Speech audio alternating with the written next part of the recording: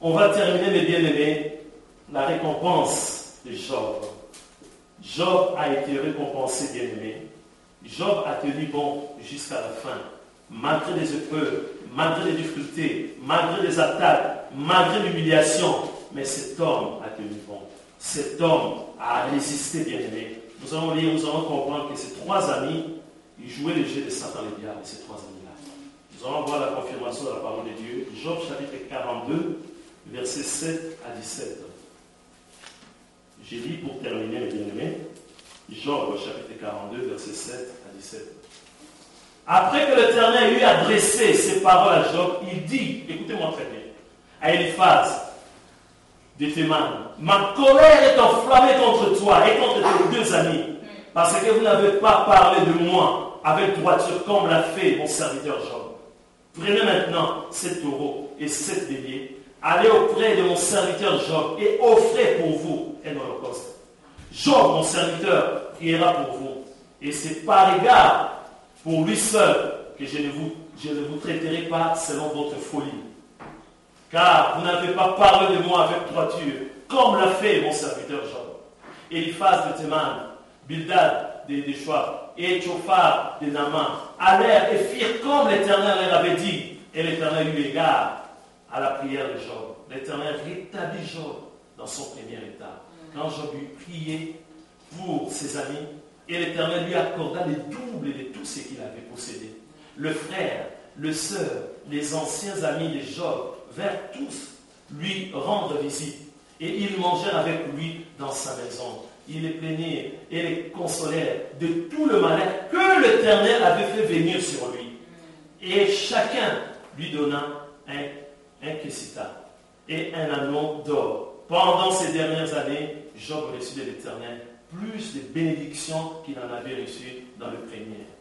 Il posséda 14 000 brebis, 6 000 chameaux, 1000 paires de bœufs et 1000 ânesses. Il eut 7 fils et 3 filles.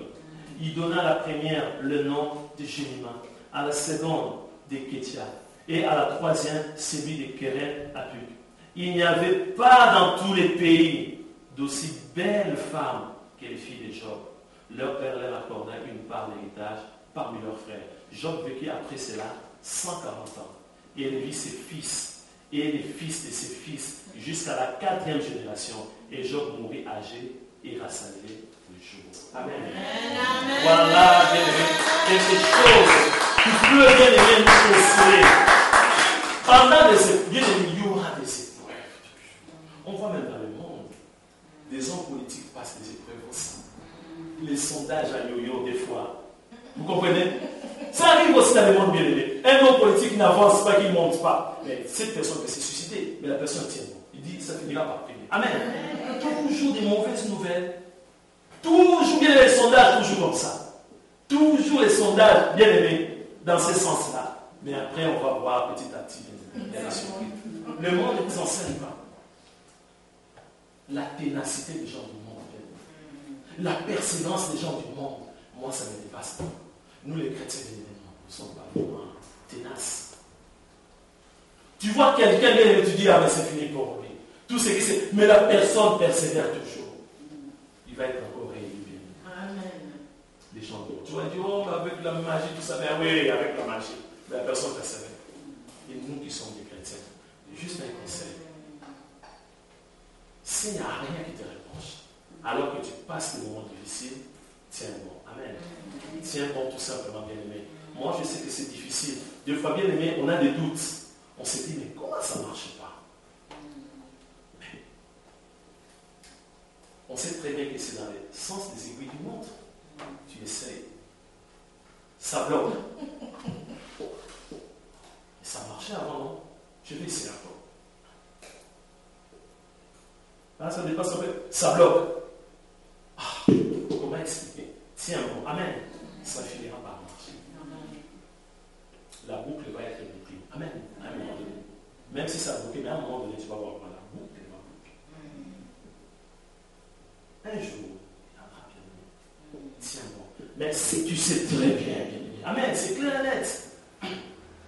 Tu as fait quelque chose de mal, que tu n'as pas demandé pardon. Amen. Amen. bien aimé, la moindre des choses, avant de chercher, c'est la volonté de Dieu.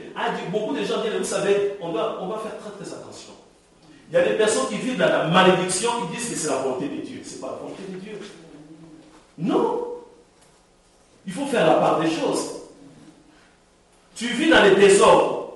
Tu ne marches pas sur la parole de Dieu. Ah, ça c'est la volonté de Dieu. Je porte ma croix. Tu vois la sœur, elle dit toujours, je porte ma croix. Mais quelle croix que tu portes? Examine-toi tout simplement. Demande pardon. Et tu vas voir les changements dans ta vie. C'est comme ça. Mais si tu n'as rien à te reprocher, arrête, bien-aimé. S'il faut prier, prie, bien-aimé. Amen. Bien-aimé, ce qui est important, l'intimité entre toi et Dieu. C'est là, bien-aimé. Parce que Dieu, c'est Dieu qui peut témoigner, bien-aimé. C'est Dieu qui peut convaincre tes amis. C'est Dieu qui peut convaincre tes soeurs et frères, bien-aimés. Amen. Entre toi et Dieu, cette intimité, bien-aimé. Parce que notre Dieu, il parle. Le problème, c'est quoi aujourd'hui? Il y a beaucoup de gens, des chrétiens, ils ne prient même pas, ils sont là. Non. Mais quelle est cette relation entre toi et ton Dieu? Quand les choses ne marchent pas, quand il y a un blocage, tu essaies d'avancer, tu vois vraiment que c'est lourd. Tu essaies de pousser, tu dis, ah non, ça, moi je ne peux pas. Tu essaies encore. Voilà que tu as des douleurs. Et c'est Dieu qui va t'éclairer. Amen. C'est Dieu, bien aimé. Notre Dieu, c'est lui qui connaît le chemin. C'est lui qui connaît le chemin. Donc nous devons faire très attention. Il y a tellement de conseillers. Parmi les conseillers, Satan aussi utilise des conseillers. On a vu avec Dieu était prêt pour tuer ces 3 années-là, déjà. C'est confirmé dans la parole de Dieu. Quelqu'un va dire, ah, mais il y avait des bons pour bien aimé. Ici, c'est clair et net. Dieu a dit que vous n'avez pas fait ma volonté. Amen. Il faut aller chercher cet homme et va prier pour vous. Sinon, vous allez voir Dieu le tuer. Je vais vous tuer. Tout de suite. C'était ça la vérité. Bien aimé, nous allons prier. Je sais que peut-être tu passes des moments très difficiles, des épreuves. Voilà que tu es abandonné, tu es délaissé. Tu te poses des questions pour dire que est-ce que c'est vrai? Est-ce que ce Dieu-là va agir encore? Pour mon couple, pour ma vie, pour mon travail, pour mon église, là où je prie, pour beaucoup de choses. Peut-être que Dieu nous a abandonnés, peut-être que Dieu nous a délaissés. Mais Dieu t'a parlé aujourd'hui.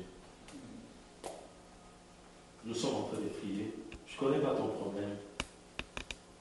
Je ne connais même pas ton fardeau. Je ne connais même pas ces problèmes-là qui te rongent peut-être, qui te dérangent. Peut-être c'est parce que tu as commis un péché, que tu as oublié de demander pardon à Dieu. Peut-être aussi, il y a un lien qui est resté en toi, du fait que tu es toujours, mais toujours, dans des problèmes. Peut-être que tu mènes une vie de bassesse parce que tu as fait un pacte avec le diable.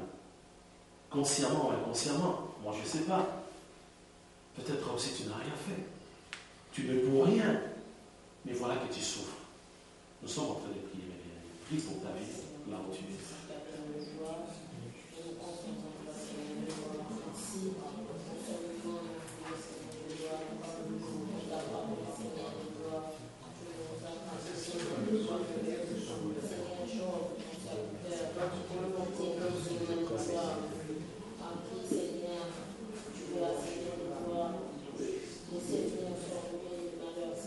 Éternel notre Dieu, nous voulons encore te dire merci pour ta parole. Oui, tu nous as parlé de beaucoup de bien-aimés dans la Bible. Ils ont passé des moments très très difficiles. Tu me rappelles encore, Seigneur, Élie. Lui qui était fort. Lui qui écrasait des personnes qui travaillaient pour Satan. Mais un jour, Élie s'est retrouvé seul, comme un trouillard. Lui qui avait la puissance, lui qui était prophète, il s'est retrouvé seul. Il s'est posé des questions. Il a même dit, oh mon Dieu, ils ont tué tous les prophètes. Je suis resté seul. Il se sentait seul. La solitude était là. Il était vraiment seul. Mais c'est toi qui avais dit à Job, à Élie, non Élie, tu n'es pas seul. J'ai réservé 7000 hommes. Ce n'était pas 7 personnes, ni 70, ni 700, mais c'était 7000 hommes. Alors que lui, il était seul. Il avait peur. Il tremblait. Il voyait sa fin arriver. Tu es le même Dieu qui nous parle encore aujourd'hui. Pour ma sœur. Et ces problèmes-là, de rien, devant ce que Jésus a fait sur la croix. C'est toi, le Dieu Tout-Puissant, l'Éternel des armées, qui parle encore ce matin. À mon frère, pour ces problèmes impossibles à surmonter, que c'est possible avec toi, Jésus. Tu es le Dieu qui nous parle encore pour la colonne de vérité aujourd'hui. Même si nous nous retrouvons un peu seuls, mais tu ne rends point. Tu es un Dieu fidèle. Nous voulons tout simplement, Seigneur, te dire merci pour ta parole. Prépare-nous, Seigneur de gloire. Il y a des choses qui nous dépassent, des attaques. La tentation est grande. La séduction est là. Des fois, même à la maison, on n'arrive pas à comprendre tout ce qui se passe autour de nous. Mais nous voulons compter sur toi, que sur ta faveur. Aide mon frère, aide ma soeur, aide chacun de nous à aller de l'avant. Au nom de Jésus. Amen. Amen. Que Dieu vous bénisse.